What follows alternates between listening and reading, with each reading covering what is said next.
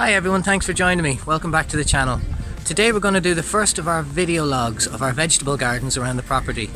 We've had a bit of a mixed bag this year with success and failure, most of it weather related. But either way, it's the first week of June and things are starting to progress. So let's step inside and take a look.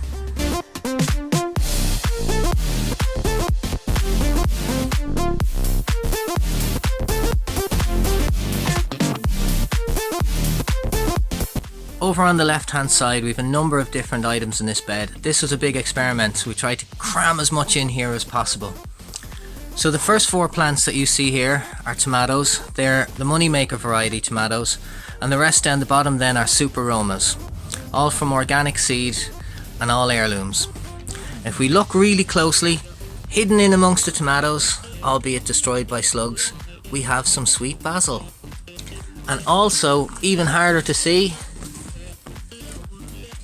we have got carrots. The whole idea with this is that it's an experiment, and all of these plants are companion plants, and we're hoping that each plant will be beneficial to the others and help them grow. But for the moment it looks like the tomatoes are taking over. We've got the first of our little strawberries. We've been picking away on these. They're really delicious, really sweet. There's actually no ripe ones left at the moment, but we'll have some more maybe tomorrow or the next day. Over on the shelf here, we've got lots of baby citrus trees. These are both orange and lemon. And they're only babies, they're only a couple of months old. So hopefully they'll grow and develop nicely for us. Over on the end here, as you can see, this bed is pretty empty. Now this has been a disaster. We have had major slug problems all year. I managed to rescue 5 of them and have transplanted them, but as you can see, one of them is still very badly damaged. And I don't think that one's going to make it, but the other ones seem to be recovering and growing.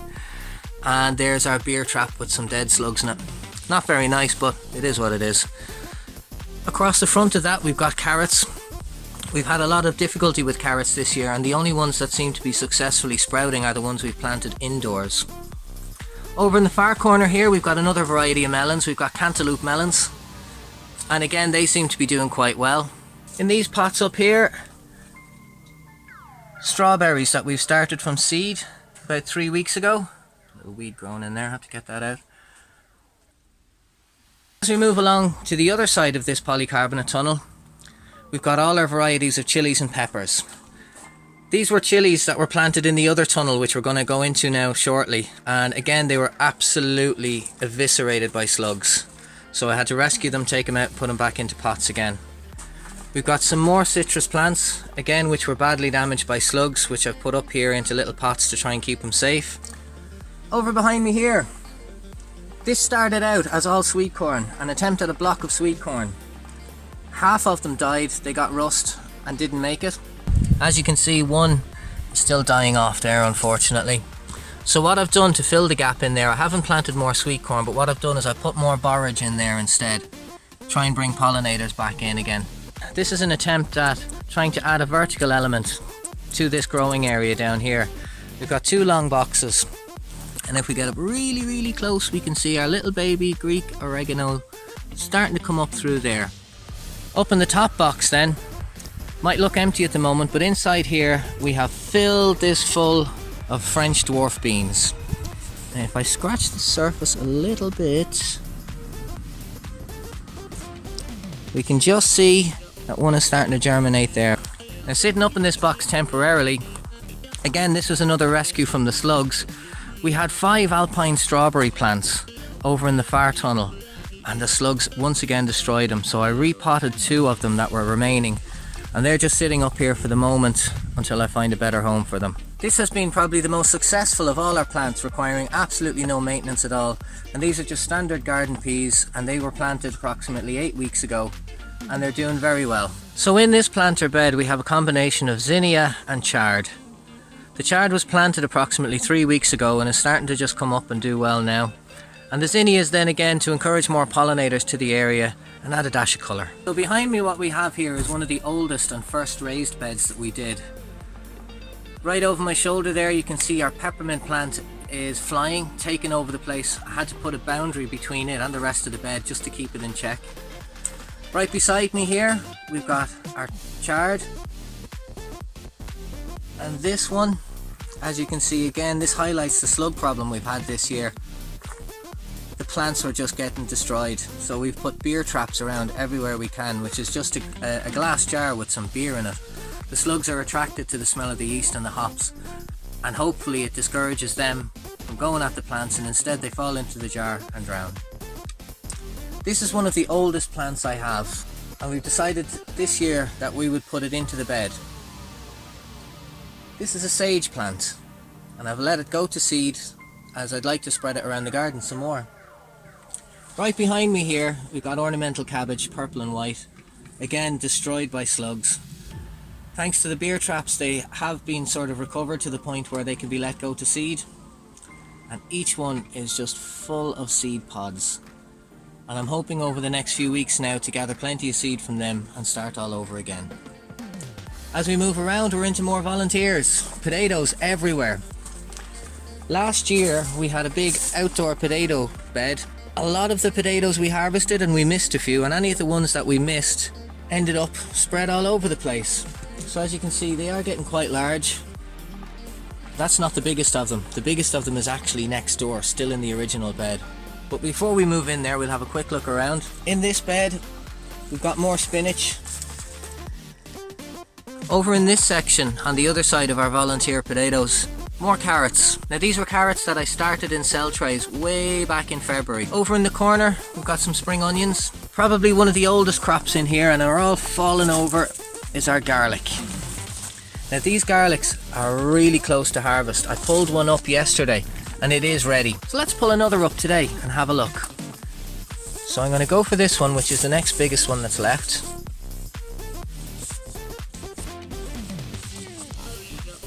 I think it's looking good. Let's go and have a look. Oh yes. These were purple garlic that we planted last year in the autumn. That has definitely turned into a nice multi-clove specimen. So when we're done here, I'm going to clean this up and hang it up to cure for a few weeks. So that brings us on to our third tunnel. Now for anyone who's been following the channel, they'll be able to look back on our videos and know when this tunnel was built. We built it on top of what was originally an outdoor potato bed. We had the best intentions, but we had a lot of volunteers come back up again. So let's take a look. Starting off on the left hand side, this is the attraction variety lettuce. It's a roundhead perennial lettuce, and it really does provide so much. The growth is so fast. Amongst that, and taking over the space, is our volunteer potatoes. They're absolutely huge. They're practically taking over the whole place, but we'll try and move along past them. Moving down along, beet perpetual spinach. The taste is delicious off the spinach. It's so fresh and so watery. It's really nice.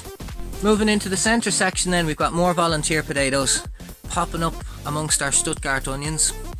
Again, the onions are going to be in there for quite some time, and as you can see, we've been harvesting green onions from them. Again, absolutely delicious. Moving down to the bottom corner, more carrots that were sown indoors in cell trays way back in February, and we can see that they're developing along quite nicely. Not ready yet, but they're getting there. So this is our final bed at the rear of the property. It's another experimental bed. I built this probably about 12 months now, and over the course of the 12 months I've been throwing composted materials in there, using some of our own homemade compost. We finally kicked it into use now with a fresh skim of compost across the top of it, shop bought compost. Over in the far corner we planted more sweet corn to make up for the losses that we suffered earlier.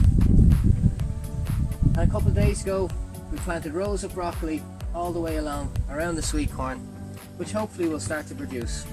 So just very quickly before we move on to the final part of the tour, I wanted to show you my pride and joy. This is a dragon fruit plant. I was gifted this by a friend over the course of the winter, and I'm hoping over the next few years to successfully grow multiples of these and hopefully produce some beautiful fruit at the end. Down the end you can see, as the wind takes some of the perlite away, down the end you can see we've started a little baby cutting. So here we are at the last part of our tour. We've come to the largest bed we have in the whole property, and probably the newest. This is our 50 metre squared outdoor bed, which I built specifically for potatoes in mind. We had a bit of an issue with the ground sheeting that we used to kill off the grass, and found that it was more of a contaminant than anything else. In this bed we planted alouette potatoes back in the first week of May. They're a mid-season potato and hopefully they should be ready sometime in early August. Changes we're going to make to this bed today, in between all the rows, to maximise on space, we are going to be planting lots of Atlantis variety broccoli. We're going to try and fill between the rows. We're going to put a net over the whole thing and really try and get as much out of this area as we possibly can. A handy tip I wanted to share with you for open sowing in large areas. The shovel can be quite cumbersome and quite tiresome, and what I've discovered is best to use is an edging tool to make the furrow for the seeds to go in.